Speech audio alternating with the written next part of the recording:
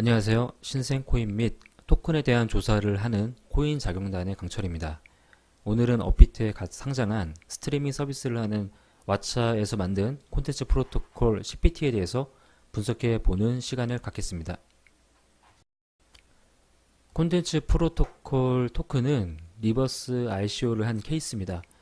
리버스 ICO는 쉽게 말해서 이미 있는 서비스에 암호화폐를 넣어서 ICO를 한 것으로 텔레그램 ICO나 바로 이전 코인 자경단의 스카우트 체인도 리버스 ICO에 속합니다. 사실 이 토큰은 블록체인 기술에 대해서는 분석할 내용도 없기 때문에 스트리밍 서비스에 대한 제 견해를 말해보고자 합니다. 다른 포스팅이나 유튜브를 보면 투자자에 대한 정보나 기술적 미래 관점에 대한 내용이 좀 없고, 심지어 이제 스트리밍 및 그냥 OTT에 대한 분석이 전혀 없기 때문에 좀 차별점을 주고자 했습니다. 일단 왓챠는 한국의 젊은 사람들은 한 번쯤은 들어봤을 이제 한국형 넷플릭스를 표방하는 중소기업이며, 회사명과 유사한 왓챠 플레이어를 내놓았고, 토큰의 핵심은 이 바로 콘텐츠 공급자라는 사람들이 지금 회사가 CPT를 구매를 하고요. 뭐 자기네들의 그 콘텐츠를 사용자들이 뭐 객관적으로 리뷰를 달던지, 아니면은 그 좋은 영상이면은 좀 쉐어를 해준다든지, SNS나 그런 곳에다가 쉐어를 해주는 것에 대해서 보상을 지급하는 그런 개념인 것 같습니다. 제가 현재까지 영상을 보거나 아니면은 현재 여기 나오는 이 그림만 보더라도 그런 모습으로 볼 수 있겠죠. 그래서 공급자는 이 평가 데이터랑 감상 데이터를 확보한다는 것이고, 사용자들은 이거를 제공함으로 인해서 돈을 버는 건데, 문제는 되게 큰 영상이 있어요. 그러니까 큰 영상이 있는데 CPT가 적으면 사용자들이 참여를 안 하는 그런 케이스가 발생을 하고요. 정말 콘텐츠가 너무 좀 허접하고 되게 작은 콘텐츠를 하더라도 사용자가 CPT를 많이 걸면 더 많은 사용자가 참여하는 그런 좀, 뭐로 말하죠, 돈에 대한 너무 포커스를 맞춘 그런 모습이 되어지거든요. 그러다 보니까 이 모습이 돈이 많은 회사, 돈이 많은 유통사들의 조금 더 강한 모습이 나오고 있고, 또 나중에 점점 사용자들이 점점 늘어나면은, 그 리뷰를 다른 사람들이 점점 늘어나게 되면은 이 동업자들은 그 CPT를 구매하는 것에 대해서 좀 부담이 있겠죠. 그리고 게다가 이 사용자들이 입장에서는 이것에 대해서, 그러니까 나중에는 이제 왓챠에서 막 사람들이 이렇게 리뷰를 이렇게 올리고 뭐 퍼나르고 하는 것에 대해서, 아, 왓챠는 저런 짓을 하는 약간 어뷰징스러운 그런 행동을 한다라고 하는 그런 부준적인 모습이 나올 겁니다. 100%. 어뷰징이라고 하는 것에 대해서 돈을 주니까 어뷰징 할 수밖에 없겠죠. 그런 약간 뭔가 제작 같은 프로그램도 만들어질 수도 있고, 그러한 정말 문제점이 발생할 수 있지 않나 싶습니다. 사실 그 코인 및 토큰으로서 가장 중요한 핵심은 비즈니스 가능성이 있는 분야에 쓰이고 있는가라고 말할 수 있을 겁니다. 이제 비즈니스 가능성은 쉽게 말해서 얼마나 많은 사람들이 이 서비스를 얼마만큼 쓰는가로 정리해 볼 수 있을 것입니다. 그리고 이제 이로 인해서 토큰 및 코인의 가격이 결정이 되는데, 현재 왓챠는 일단 400만 명 정도의 유저가 받은 앱이고, 한국뿐만 아니라 일본에서도 사용이 일단은 되고 있다고 합니다. 이를 기반으로 이제 왓챠에서 가입자 대상으로 CPT를 지급하는 이벤트를 하였는데, 암호화폐를 모르던 사용자들까지도 암호화폐를 강제적으로 이렇게 보유시켜주는 좋은 전략 마케팅을 했다고는 생각합니다. 물론 금액으로 봤었을 때는 되게 낮은 금액이긴 했어요. 그래도 아무튼 그 암호화폐를 싫어하던 사람들마저도 암호화폐를 보유하게 만드는 그런 전략을 하지 않았나. 그래서 괜찮은 전략이다 싶습니다. 물론 최근에 했던 뭐 트론의 비트토렌토 토큰 같이 1.7억 명만큼의 유저를 자랑하진 않지만, 그래도 거의 이 정도면 국내 최고로 많은 유저지 않을까 싶습니다.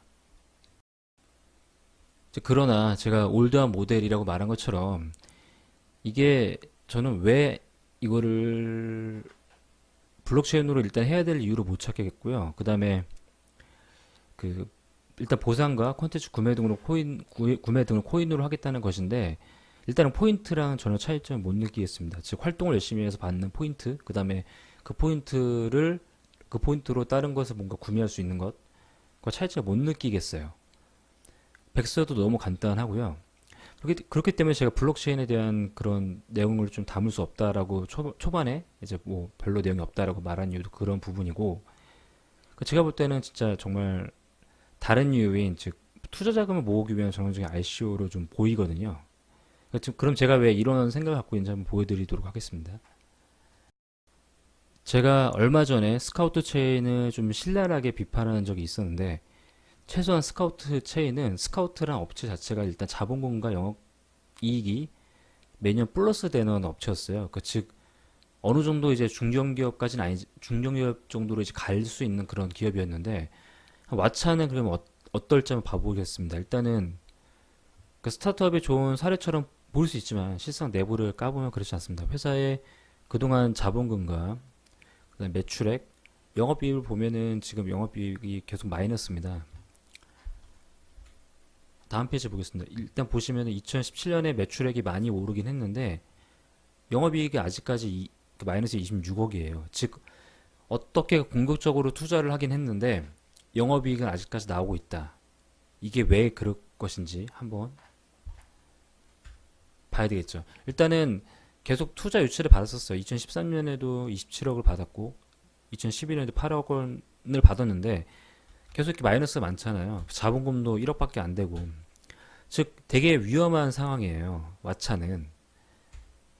이렇게 많은 적자가 나오고 있는 업체니까, 즉 투자금을 회수하기 위해서는 솔직히 말해서 이 미래가 좀 좋아야 되는데, 그러니까 좀 이런 비슷한 사례가 이제 치킨 게임 같은 경우가 이제 좀 쿠팡이라든지 그런 뭐 위메프 같은 그런 케이스를 보면은 진짜 몇 천억 정도가 적자가 나잖아요. 그런데도 뭐 소프트뱅크가 계속 진짜 막 몇 조씩 몇 천억씩 막 이렇게 투자를 하잖아요. 왜냐면 그 다른 데가 끼어들 자리가 없어요. 아마존이 갑자기 국내에 와가지고 할 수가 없잖아요. 그런 것처럼 끼어들 자리가 없는데 넷플릭스는 지금 끼어들고 있어요. 이 시장 자체가 지금, 왓챠는 지금 상당히 지금 위협적인 시장이라고 저는 보고 있습니다. 왓챠 입장에서는 처음 마켓 2011년, 2012년 이럴 때는 좋았을지 모르겠지만은 지금이 아마 작년부터 올해가 아마 엄청난 위기라고 저는 보거든요. 자, 다음 페이지 보겠습니다. 자, 일단은 그 왓챠랑 그 일단 쿠팡과 좀 다른 점을 먼저 한번 확인해 보겠습니다. 쿠팡 같은 경우는 국내에 배송 시스템이라든지 그런 것들이 있어요. 그래서 일단은 뭐 쿠팡 로켓맨 이런 것들이 이제 국내에 있는 사람들과 할 수 있죠. 배송을 뭐 아마존이 직접 할 수가 없잖아요. 그런 것처럼 이런 부분들이 존재하는데 왓챠는 이게 사실 인터넷 온라인에서 승부를 보는 거거든요. 즉 저쪽에 있는 미국에서 있는 나라가 갑자기 우리나라에 쭉 쳐들어와서 해도 사람들이 이제 이거에 대해서 좀 무방비 상태로 당할 수밖에 없는 상황인 거죠. 일단은 왓챠가 분명히 기술적인 부분을 봤었을 때 국내에서 뛰어난 것은 분명하지만 넷플릭스나 유튜브로 봤었을 때는 정말 저 밑에 있는 업체란 말이에요. 넷플릭스는 비교 한번 해보자고요. 일단 왓챠는 넷플릭스, 한국형 넷플릭스라고 말을 하지만 이미 넷플릭스가 국내에 왔어요. 즉 한국형 넷플릭스는 의미가 없어요. 마이클 조던이 국내에서 농구를 하게 되면은 이거는 국내 한국형 마이클 조던 뭐가 의미가 있습니까? 마이클 조던 자체가 워낙 위험한데. 즉 이런 시장 자체가 이미 유튜브도 레드라는 거 발표했고, 그다음에 그 아무튼 넷플릭스도 국내에서 공격적인 마케팅을 하잖아. 이 사례처럼 얘네가 이런 킹덤이라는 그러니까 킹덤이라는 드라마를 만들었는데 왓챠가 이런 걸 만들 수 있을까요? 절대 못 만들어요. 자본금이 없어요. 이거 만들 돈도 없어요. 이 하나 만들 돈도. 근데 넷플릭스는 막 찍어내고 있죠. 막 유재석까지 뽑아가지고 막 탐정 추리물까지 막 만들어내고 마고잡이를 뽑아내고 있습니다. 즉 자본금 차이가 이미 넷플릭스는 고래고 왓챠는 새우예요. 그 정도의 차이가 나요. 즉 승산이 없어요. 그리고 또 게다가 국내에서는 이런 넷플릭스 위협 때문에 뭐 SK는 옥소수가 있고 LG도 뭐 유플릭스라는 게 있고요. 그다음에 방송사가 연합한 푹, 그다음 뭐 CJ의 뭐 티빙, 카카오 TV도 있고 네이버 TV도 있죠. 이러한 대기업들의 방송사들 싸움에서 왓챠가 살아남을 수 있을까요? 저는 나중에는 정말 그냥 흡수된다고 봅니다. 이 좀 약간 우리나라에서 좀 큰 기업들한테, 대기업한테 아마 왓챠가 나중에 흡수되지 않을까 싶거든요. 물론 제 개인적인 생각이고요. 이러한 그런 넷플릭스나 유튜브나 대결할 수 있을 만한 구도는 제가 볼 때는 그 대기업도 아니고요. 방송사 연합인 풋밖에 없을 것 같아요. 왜냐하면 방송사 콘텐츠를 만드는 업체잖아요. 아무튼 간에. 물론 승산도 아니고요. 그냥 일부의 그 틈새 부분을 장악할 수 있을 정도, 그 정도로만 볼 수 있는 거죠. 그래서 이렇게 매년 몇십억의 적자를 내고 있는 이러한 업체랑, 그다음에 해외에서 막 공격적인 투자로 이미 국내를 막 장악하려고 하는 넷플릭스랑 이 승산이 있을까? 아마 저는 이 위협을 왓챠가 가장 잘 알고 있기 때문에 이거를 바로 코인으로 좀 해결하고자 하는 그런 생각을 갖고 있지 않나 싶습니다. 아직 공감이 안 되시는 분들을 위해서 일단은 최근 기사를 갖고 와봤습니다. 넷플릭스가 사실상 국내에서 엄청난 유튜브에서도 광고를 엄청 많이 때리고 있고, 그 다음에 주변 사람들도 넷플릭스 상당히 많이 보거든요. 그래서 제가 한번 찾아봤어요. 이 내용 보시면은 그 영상을 어떤 걸로 가장 많이 보느냐, 물론 유튜브가 1위겠죠. 그리고 넷플릭스가 지금 최근에 2위, 2%까지 올라왔고요. 점유율이. 방송사가 연합한 푹이 3%, 티빙이 2%고요. 왓챠 플레이가 0% 수준이에요. 그 지금 없다는 거죠. 지금 참여자 중에서 왓챠 플레이어를 가장 많이 보지 않는다는 겁니다. 왓챠 플레이어는 그렇다는 것은 그럼 얘네들이 과연 승산이 있을까? 그쵸? 제가 알기로는 2년 전인가? 2016년에서는 왓챠가 넷플릭스보다 국내에서 점유율이 높았어요. 근데 반대로 됐죠. 넷플릭스는 계속 오르고 있고요. 나중에는 제가 봤을 때는 2위가 넷플릭스까지 가지 않을까 싶습니다. 이거 유튜브 좀 내려가서 넷플릭스 좀 더 위로 올라가거나 아니면은 유튜브는 계속 이러한 유지를 하면서 나머지 한 10% 정도 넷플릭스 먹지 않을까. 이게 제 개인적인 생각입니다. 그 마지막으로 이제 블록체인에 대해서 한번 보겠습니다. 백서를 저 보면은 이게 좀 블록체인 백서가 맞는지 싶을 정도로 너무 허접하거든요. 한번 백서를 한번 잘 보겠습니다. 자, 이 백서들을 보면은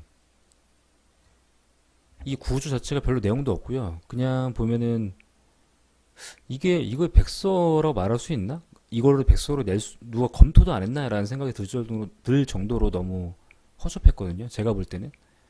여태까지 봤던 백서 중에서 하위권 수준의 백서였거든요. 그래서 심지어 블록체인 기술이 별로 없고요. 그냥 뭐는 뭐다로 끝나버려요. 일단 본인 왓챠에 대한 내용들이 많이 있고, 그 다음에 미래가 별로 없어 보입니다. 제가 볼 때는 그냥 너무 기존에 했던 올드한 모델에 대한 설명밖에 없어요.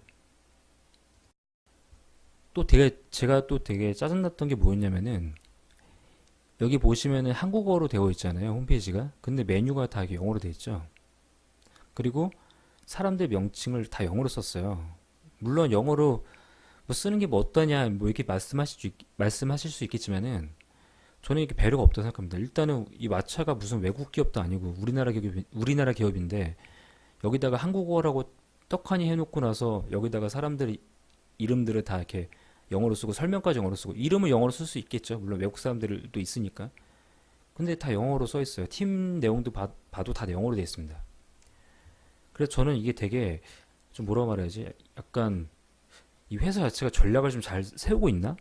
너무 약간 그 좀 너무 사람들이 젊다 보니까 즉 이 회사 직원들이 너무 젊다 보니까 이런 부분들에 대한 그런 생각을 안 하나라는 게 좀 컸습니다. 저는 왓챠 플레이어만 그러니까 앱만 좀 너무 관리하다 보니까 이러한 좀 대국민 서비스 중에서 약간 이 홈페이지에 관련된 부분은 좀 신경을 못 쓰지 않나라는 생각이 좀 강했어요. 또 심지어 뭐 대학교 명들도 다 영어로 써 있고 학과도 영어로 써 있고요. 그냥 이름도 다 영어 이름으로 되어 있어요. 이 사람들의 본명이 안 쓰여 있어요. 본명 같은 거 아무것도 안 적혀 있고 이 사람이 뭘 했던 사람인지에 대한 내용이 별로 없습니다. 그래서 저희가 검증하기가 너무 힘들었어요. 그래서 제가 검증이 너무 힘들어서 물론 저뿐만 아니라 다른 사람들도 힘들겠죠. 저는 일단 헤더 개발진들이 스킬을 봤었을 때 일단 왓챠에 특화된 사람으로 보이고 블록체인으로 특화된 사람이 전혀 안 보이거든요. 그래서 좀 내용 봤었을 때 저는 솔직히 좀 불안불안합니다. 물론 이 사람들의 그 학력을 봤었을 때는 뭐 포항공대, 뭐 카이스트 아니면은 뭐 고려대, 그다음에 뭐 서울대 이렇게 좀 학력은 좋은데 뭐 개발진이 너무 부족해요. 정말 한 팀 정도의 수준의 개발진 그 정도 수준밖에 안 보이고요. 그래서 도대체 왓챠를 운영하는 사람들이 이렇게 좀 블록체인을 할 수 있을까? 물론 나중에 또 뽑을 수 있다고 하지만 저는 좀 약간 의문이 강했습니다. 자, 이 부분은 이제 블록체인에 대한 고려사항이 된 건데 정말 이 끝이에요. 진짜 무슨 10줄도 안 되죠. 내용 보면 너무 좀 어이가 없죠. 이더리움에 대해서 우리는 이더리움 만들었고 이더리움이 뭐 망하면 우리 어쩔 수 없다 막 이런 식에 대한 좀 책임 회피가 좀 강합니다. 박근혜식 화법이 보이고요. 보면은 뭐 국가가 뭐 블록체인을 뭐 규제하면 어쩔 수 없다 뭐 이런 말들이 막 나오더라고요. 그거에 대해서 뭐 우리는 뭔가 뭐 장담을 해줄 수 없다. 돈을 받아놓고서 그쵸? 본인들이 이미 다 투자금을 받아놓고서 그거에 대해서 뭐 대응책이 별로 없어요. 그리고 내용 보면은 오프체인을 구현하고 오프체인을 구현하는 것에 대한 설명이 없어요. 오프체인 어떻게 구현하는지에 대한 내용이 없죠. 그리고 그냥 이더리움 블록체인 위에 기동한다. 뭐 이런 말밖에 없고요. 내용이 없어요. 이거에 대해서 그냥 도대체 얘네들이 어떻게 구현했는지 그냥 보이지가 않습니다. 그래서 일단은 개발자 저랑 이 사람들이랑 사실상 스킬, 그러니까 하는 업무가 비슷하거든요. 저는. 그러니까 저도 데이터 사이언스 쪽인데 이 사람들에 대한 스킬들을 봤었을 때 제가 이해를 해야 되는데 내용이 없기 때문에 이해를 못했어요. 좀 블록체인 기술에 대해서는 다들 좀 민감하게 좀 보셔야 되지 않을까 싶습니다. 이상 왓챠에서 내놓은 콘텐츠 프로토콜 토큰인 CPT에 대해서 분석해봤습니다. 영상에서 설명했다시피 기술에 대한 내용이 전무하고 오로지 콘텐츠 프로바이더와 사용자에 대한 배분에 대해서만 적혀 있습니다. 이미 왓챠는 뭐 충분한 자금을 암호화폐로 투자를 받았기 때문에 앞으로 어떤 공격적인 행동을 취할지 모르겠지만 저는 이러한 무책임한 암호화폐 투자와 그리고 이걸 노리는 ICO를 하는 기업들이 좀 현재 암호화폐 시장을 무너뜨리는 거라고 생각합니다.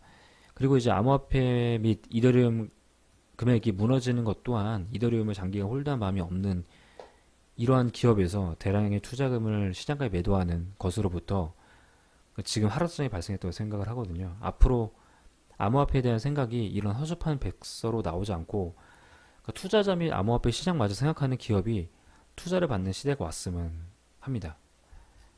이상 신생 코인을 낱낱이 조사하는 코인 자명단의 강철이었습니다. 감사합니다.